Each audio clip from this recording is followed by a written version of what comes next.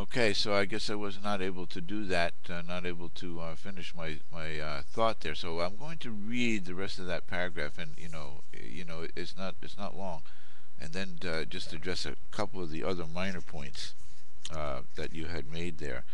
Um,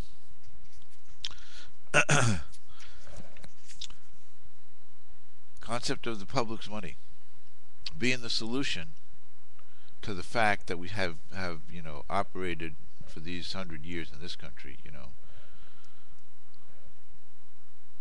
with a private money system that basically rents us the money, the credit that's our own, because we're a sovereign nation, and sovereign nations have a right to their own monetary systems. And if you have a right to your own monetary systems, well, then you have a right to write the laws so that they favor the people and not the people that control the credits. That's the key. I was reading this, and I wanted to read through it because it's kind of ties it all together. The only one valid reason for the banker's position is that they have the only credit organization which commands the public confidence, thanks to the stupidity and the indifference of British statesmen. Also true in this country, of course. Our banks constitute a state supported private monopoly which has grown up under specially favored laws and customs. Parliament has made laws compelling the public to use certain legalized tokens of exchange without bothering itself as to the supply of such tokens. The supply has hitherto been allowed to fall under the control of privately owned companies. Privately owned companies, that's what banks are, who have the right to tax the community to any extent it is able and willing to bear. The workout, settlement of accounts. What are we willing to bear? The result is that the public is permitted to employ its own credit only by consent of the bankers, and only to such limits as they choose to allow, on condition that it pays them a tax on such credit amounting to millions of pounds annually. Remember, this was written in 1917.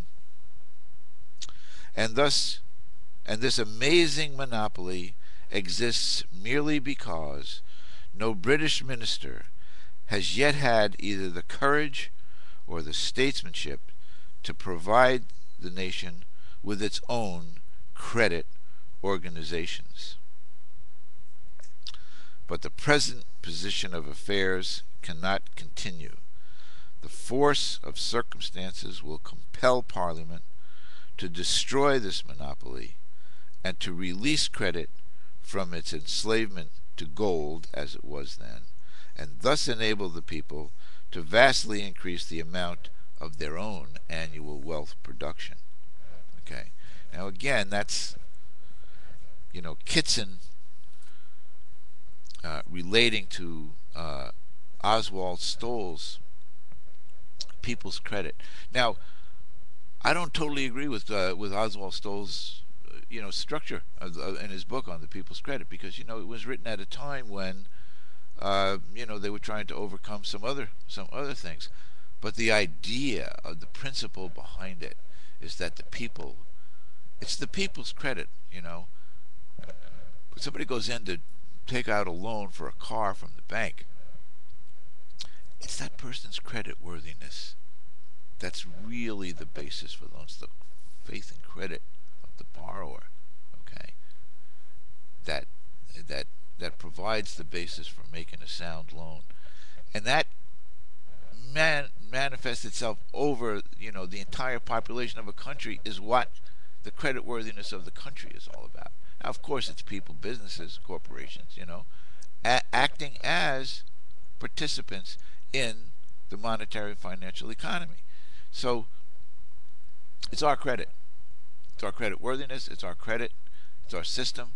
They're our law. They are our laws. All of that says we can legally contract our way out of this. Legally. Yeah, we have to rewrite some laws, including some of those contract laws. But the money system is ours. It's our money system, and we're capable of doing it.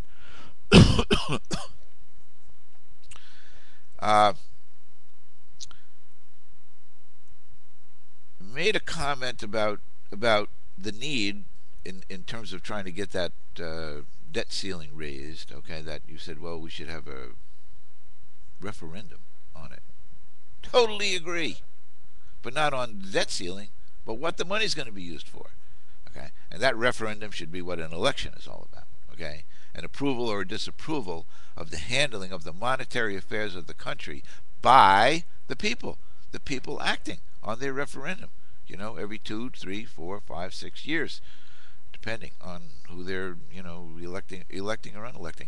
If in fact the total plan and objectives of the monetary system, okay, of the system of credits of the country, are laid out in a specific monetary policy that's adopted, that's part of a plan, part of a system, and that is laid out and carried out and approved by the government, yes or no, we're going to spend that much money on infrastructure.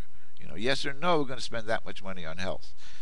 Yes or no, we're going to spend that much money. And all the time doing that and enabling the money to be available to carry out all of those things without going into debt, that's what we should be voting on. That's what the referendum should be on. And it should be happening not when the government needs to increase the debt ceiling, because that, is foolhardy, because we don't have to increase the debt ceiling. In fact, we are going to decrease the debt ceiling, we are going to decrease the debt, and we are going to eventually eliminate the national debt. And that's all doable with an honest money system. So, the idea that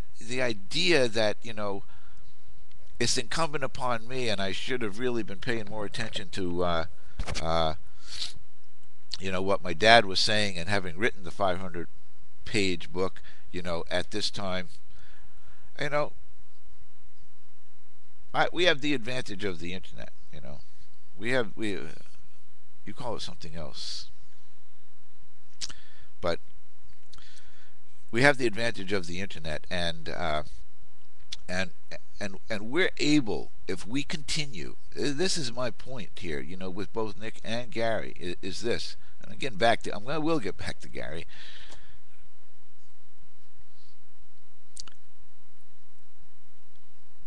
This is real-time education. That's what this is. This is what my dad didn't have. Okay, this is what my dad didn't have.